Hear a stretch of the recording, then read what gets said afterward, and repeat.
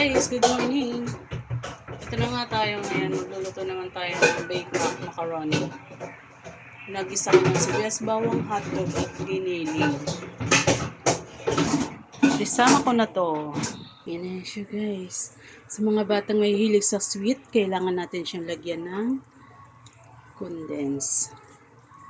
Para hindi siya maasim. Yan na guys, gawa naman tayo ngayon ng white sauce. Nilagay ko na ang butter at saka cheese.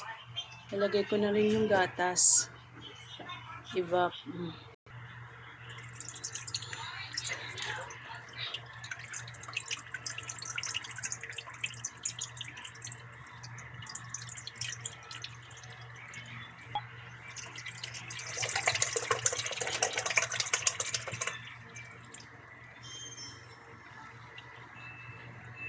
Lagyan ko rin siya ng all-purpose. Kailangan tansyahin lang kasi baka lumapot ng gusto. Bago ko siya apoyan, kailangan munang tunawin yung all-purpose para hindi siya buo-buo.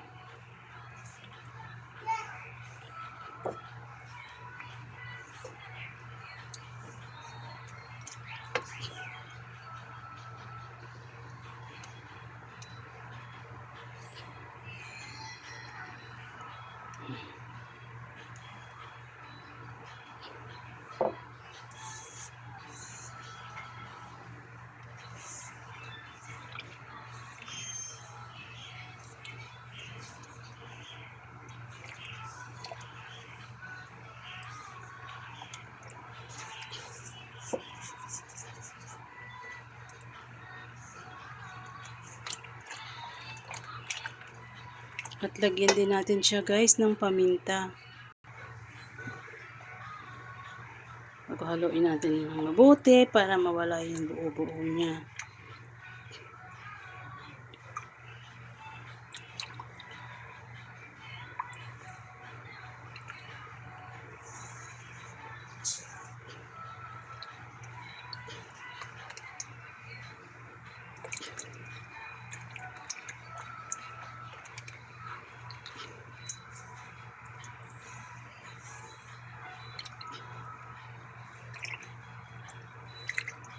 Bango-bango.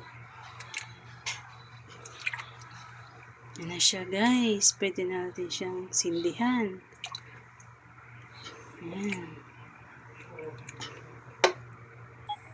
Kailangan mahina lang yung apoy para maganda yung pagkaluto niya.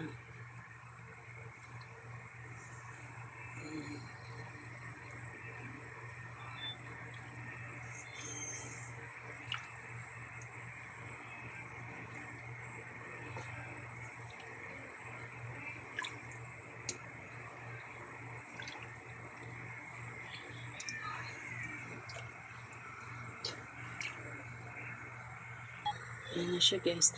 Pero mas maganda dito sana guys, ang gagawin dapat dito, yayadya rin yung keso para madali siyang matunaw. Kaso wala akong pangyadjad ng keso na kaya hindi ko agad makita, nahanap pa. Kaya mas maganda rito na yadjad yung keso para mas madali siyang matutunaw. Ayan na guys, lumalapot na siya. Yan na guys, ang all-purpose. Ayan na, luto na. Yan na guys, ihulog ko naman ngayon ang macaroni sa sauce. Yan na guys, ang ating macaroni baked mac.